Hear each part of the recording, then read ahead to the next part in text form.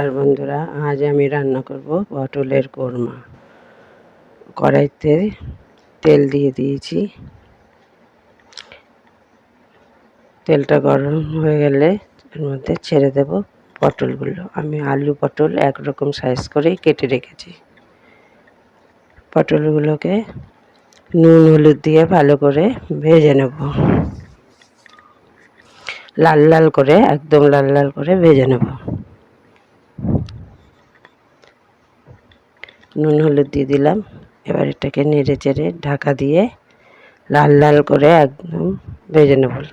ঢাকা দিয়ে ভাজলে ভেতরটাও ভালো সেদ্ধ হয়ে যাবে, ভাজাটাও লাল লাল হয়ে যাবে।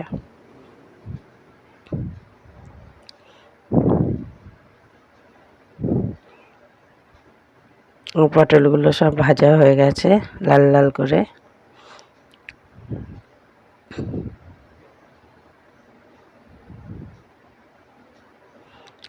একটু ছিল বলে আবার উল্টে দিয়ে ঢাকা দিয়ে দিলাম।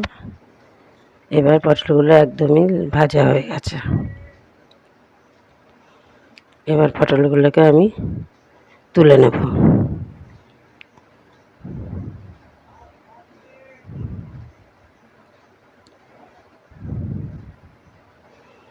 এবার দিয়ে দেবো আলুগুলোকেও আমি লাল লাল করে ভেজে নেব।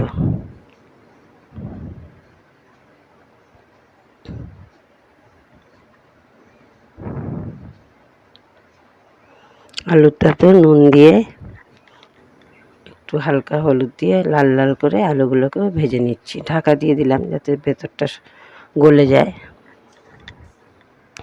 আলুগুলো লাল লাল করে ভাজা হয়ে গেছে, এবার নামিয়ে নিচ্ছি। এবার এই তেলের মধ্যে আর একটু তেল দিয়ে দেবো। আমি পুরো রান্নাটাই সর্ষের তেলে করছি।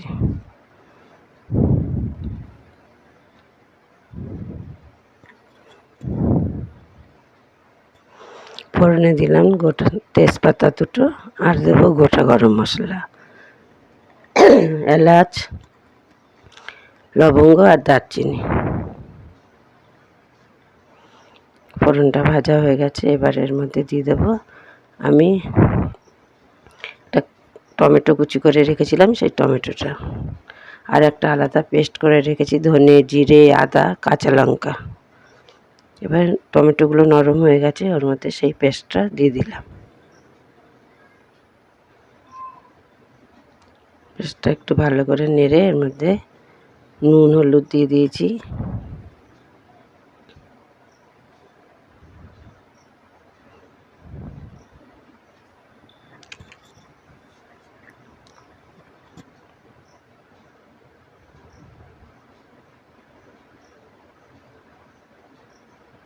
মশলাটা ভালো করে নেড়ে তেল ছেড়ে গেছে, এর মধ্যে দিয়ে দিলাম নারকেল বাটা। হাফ মালা নারকেল কুড়ে আমি বেটে রেখেছিলাম, সেই নারকেল বাটা।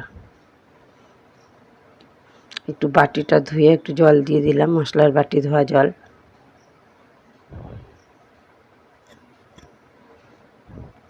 মশলা থেকে ভালো করে তেল ছেড়ে গেলে দেব টক দই। এবার দিয়ে দিচ্ছি টক দই। টক দইটা দিয়ে একদম লো ফ্লেমে মশলাটাকে নাড়াচাড়া করতে হবে, নাহলে দইটা কেটে যেতে পারে।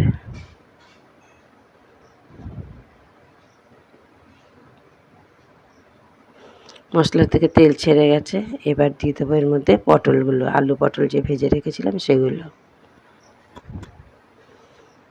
আলু পটলগুলোকে মশলার সঙ্গে ভালো করে নেড়ে, মশলার সঙ্গে ভালো করে মিশিয়ে কষে তবে এর মধ্যে দিয়ে দেবো গরম জল। আমি আগে থেকে জল গরম করে রেখেছি, সেই গরম জলটাই এর মধ্যে দিয়ে দেবো।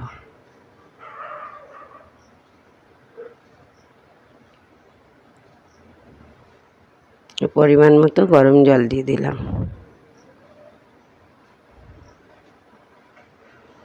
এবার এটাকে ভালো করে নেড়ে ঢাকা দিয়ে দিলাম। যেটুকু বাকি আছে সেটুকু সেদ্ধ হয়ে যাবে। ভাজার সময় তো হাফ সেদ্ধ হয়েই গেছে। আলু পটল গলে গেছে, এবার এর মধ্যে দিয়ে দিচ্ছি একটু মিষ্টি।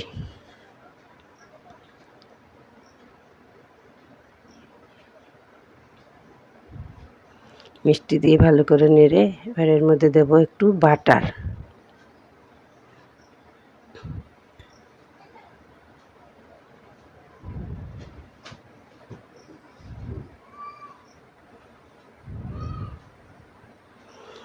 বাটারটা দিয়ে একটু নেড়ে এর মধ্যে দিয়ে দেবো একটু গরম মশলা।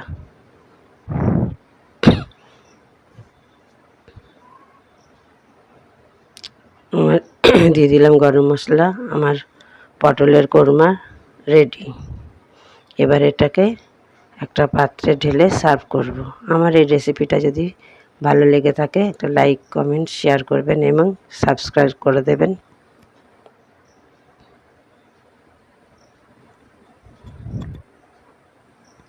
এবার এটাকে একটা পাত্রে ঢেলে নিয়েছি। কেমন লাগলো আমার রেসিপিটা দেখার জন্য ধন্যবাদ বন্ধুরা।